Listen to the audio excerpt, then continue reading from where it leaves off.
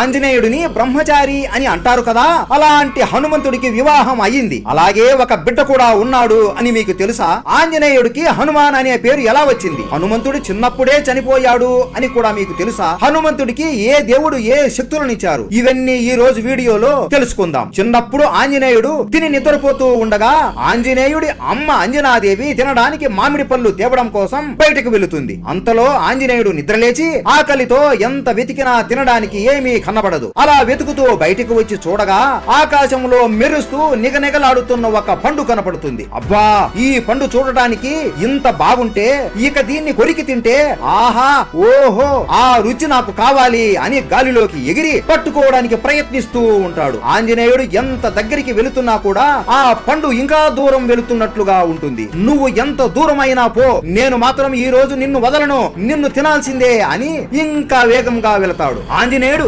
నిగనిగలాడే సూర్యుడిని చూసి మామిడి పండు అనుకుని తినడానికి వెళతాడు. అలా వేగంగా ఆంజనేయుడు భూలోకాన్ని కూడా దాటి వెళుతూనే ఉంటాడు. ఆంజనేయుడు వెనక్కి తిరిగి చూడగా ఈ భూలోకం కూడా ఒక పండులా గుండ్రంగా ఉందే అని అనుకుంటాడు. మన భూమి గుండ్రంగా ఉంటుంది అని అప్పట్లోనే మన హనుమంతుడికి తెలుసు. ఆ రోజే సూర్యగ్రహణం. అదే సమయంలో సూర్యుడిని పట్టుకోవడానికి రాహువు కూడా వేగంగా సూర్యుడి దగ్గరికి వెళుతూ ఉంటాడు. కానీ రాహువు కన్నా వేగంగా విల్లు నుండి వచ్చే బాణంలాగా వేగంగా వెళుతున్న ఆంజనేయుడిని చూసి ఆశ్చర్యపోతాడు. దాంతో రాహువు ఇంద్రుడిని ప్రార్థించి విషయం మొత్తం చెప్పగా అప్పుడు ఇంద్రుడు కోపంతో అక్కడికి వస్తాడు. ఆంజనేయుడు సూర్యుడిని నోరు తెరిచి మింగబోతుండగా ఇంద్రుడు తన వజ్రాయుధాన్ని హనుమంతుడిపై విసురుతాడు. ఆ వజ్రాయుధం ఆంజనేయుడికి తగిలి స్పృహ తప్పిపోయి అక్కడి నుండి భూలోకంలో ఉన్న ఒక కొండ మీద పడిపోతాడు. ఆ దెబ్బకి హనుమాన్ చనిపోయాడు అని కొంతమంది చెప్పుకుంటారు. తన కొడుకు మరణాన్ని చూసి బాధతో వాయుదేవుడు నా కొడుకు పీల్చలేని ఈ గాలి ఎందుకు అని భూమి మీద గాలి లేకుండా చేస్తాడు. దాంతో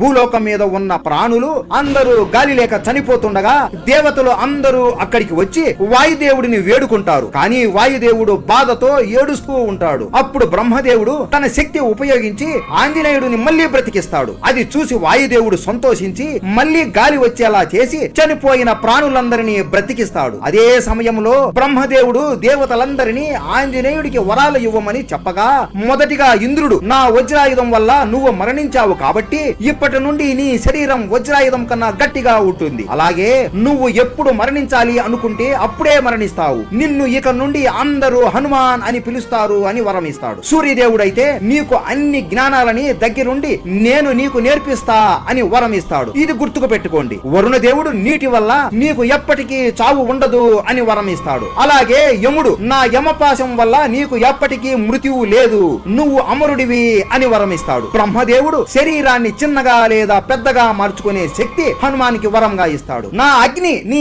శరీరాన్ని జ్వలించదు అని అగ్నిదేవుడు వరం ఇస్తాడు. అలాగే విశ్వకర్మ నా చేతులతో నేను చేసిన ఏ ఆయుధము నిన్ను హతమార్చలేదు అని వరం ఇస్తాడు. కుబేరుడు ఇదిగో నా గద, ఈ గదతో నువ్వు చంపాలి అనుకున్న వారిని సునాయాసంగా నువ్వు అనుకున్నప్పుడు చంపగలవు అని కుబేరుడు వరం ఇస్తాడు. తన తండ్రి అయిన శివుడు హత్తుకొని నిన్ను నా త్రిశూలం అలాగే నా శివ అస్త్రాలు కూడా ఏమీ చేయలేవు అని వరం ఇస్తాడు. అలా హనుమంతుడు ఇంతమంది దేవుళ్ళ దగ్గర చిన్నతనంలోనే వరాలు పొందుతాడు. అక్కడి నుండి అంజనాదేవి దగ్గర వాయుదేవుడు హనుమాన్ని వదిలేసి వెళ్ళిపోతాడు. ఇన్ని వరాలు ఉన్నా కూడా హనుమాన్ చిన్న పిల్లోడు కదా, ఆయన కోతి లక్షణాలతో విపరీతమైన అల్లరి చేసేవాడు. పెద్ద పెద్ద ఏనుగుల తొండాలు పట్టుకుని వాటిని గిరగిరా తిప్పి గాలిలోకి విసిరేసి గాలిలోకి ఎగిరి ఏనుగుని పట్టుకుని మళ్ళీ కింద పెట్టేవాడు. మామిడి తోటలను ధ్వంసం చేసి పండ్లను తినేవాడు. కొండలని పగలగొట్టి బంతులులాగా ఆడుకునేవాడు. తపస్సు చేసుకుంటున్న మునుల వస్త్రాలను చింపడం, కమండలాలను పగలగొట్టడం, చిన్న చిన్న రాళ్లు వాళ్ళ మీద విసరడం, ఇలాంటి ఎన్నో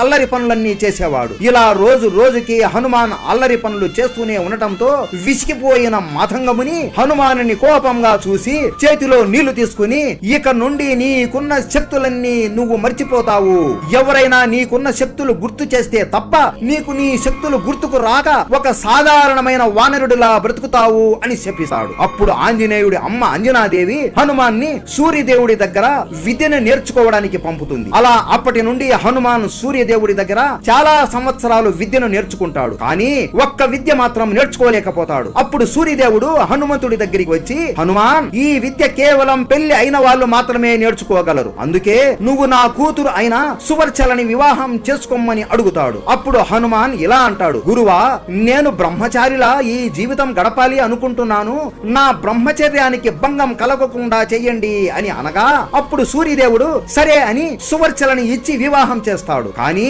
వీళ్ళు ఎప్పుడు శృంగారంలో పాల్గొనలేదు. సువర్చల ఎప్పుడు ధ్యానం చేస్తూనే ఉండేది. అప్పుడు హనుమాన్ ఆ చివరి విద్యను కూడా సూర్యదేవుడి దగ్గర నుండి నేర్చుకునేస్తాడు. అలా అన్ని విద్యలు నేర్చుకున్న తరువాత గురుదక్షిణ ఏం కావాలి గురువా అని అడగగా నా కొడుకు అయిన సుగ్రీవుడికి మంత్రిలా ఉంటూ అతనిని కాపాడు హనుమా, ఆ తరువాత నీకు కావలసింది నిన్ను వెతుక్కుంటూ వస్తుంది అని కోరతాడు. ఆ తరువాత హనుమంతుడు వాలి మరియు సుగ్రీవుడితో కలిసి ఉండేవాడు. వాలి సుగ్రీవుడి మధ్య జరిగిన యుద్ధంలో సుగ్రీవుడు పారిపోయి అడవిలో దాక్కుంటాడు. హనుమాన్ సునాయాసంగా వాలిని ఓడించి రాజ్యాన్ని సుగ్రీవుడికి ఇప్పించగలడు. కానీ ఆయనకి ఉన్న శక్తుల గురించి ఆయనకి తెలియదు కదా. అమ్మో, సుగ్రీవుడే ఓడిపోయాడు అంటే నన్ను ఇక ఈ వాలి ఎలా కొడతాడో అని సుగ్రీవుడితో పాటు హనుమాన్ కూడా పారిపోతాడు. అదే సమయంలో సీతని వెతుకుతూ రాముడు మరియు లక్ష్మణుడు సుగ్రీవుడి సహాయం కోసం వెతుకుతూ ఉండగా అప్పుడు సుగ్రీవుడు ఇలా రామలక్ష్మణులు ఇద్దరు నా కోసం వెతుకుతున్నారు అని తెలుసుకొని నా అన్న వాలి నన్ను చంపడానికి మనుషులని పంపించాడు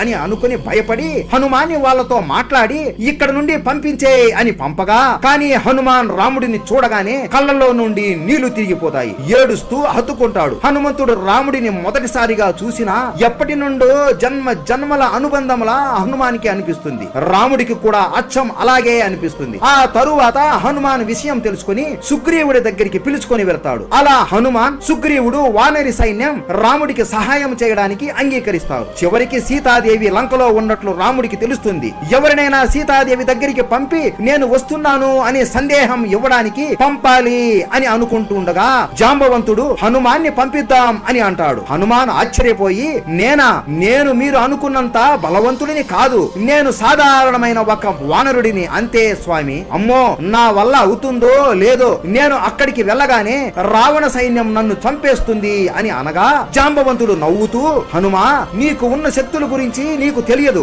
నేను చెబుతాను విను అని హనుమంతుడికి ఉన్న శక్తుల గురించి మొత్తం గుర్తు చేస్తాడు. అప్పుడు హనుమాన్ ఒక్కసారిగా శరీరం పెద్దగా చేసి ఆకాశంలోకి ఎగిరి లంకకు వెళ్తాడు. లంకలో సీతాదేవిని వెతికి రాముడి ఉంగరం ఇస్తాడు. కానీ అక్కడ రావణాసురుడితో జరిగిన గొడవలో రావణుడు హనుమాన్ తోకకి నిప్పు పెట్టిస్తాడు. హనుమాన్ నవ్వుతూ లంకని మొత్తం కాల్చి బూడిద చేసేస్తాడు. అందుకే హనుమంతుడిని చూసి రావయ్యా అంటే కాల్చి వచ్చాడు అని అంటారు. ఆ లంక దహనమైన తరువాత తన ఒంటి నుండి వచ్చే వేడి అలాగే తోకకి ఉన్న అగ్నిని చల్లార్చుకోవడం కోసం హనుమంతుడు సముద్రంలోకి మునుగుతాడు. అలా మునిగినప్పుడు ఆయన శరీరం నుండి వచ్చిన చెమట చుక్క అక్కడే ఉన్న ఒక చేప మింగేస్తుంది. దాంతో ఆ చేపకి మకరధ్వజుడు అనే కుమారుడు జన్మిస్తాడు. అలా బ్రహ్మచారి అయిన హనుమంతుడికి పెళ్లి అయ్యి ఒక కొడుకు కూడా పుడతాడు. మీలో ఎంతమందికి ఈ విషయం తెలుసు? ఇలాంటి తెలియని విషయాలు అన్ని మీకోసం మేము కష్టపడి వీడియోస్ చేస్తున్నాం. ప్రతి హనుమాన్ భక్తుడు జై బజరంగబలి అని కామెంట్ చేసి వీడియోని లైక్ చేసి షేర్ చేసి సబ్స్క్రైబ్ చేసుకోండి. హనుమంతుడికి తన కొడుకు అయిన మకరధ్వజుడికి మధ్య యుద్ధం కూడా జరిగింది. దాని మీద కూడా వీడియో కావాలి అంటే చెప్పండి, తప్పక చేస్తాం. జై బజరంగబలి.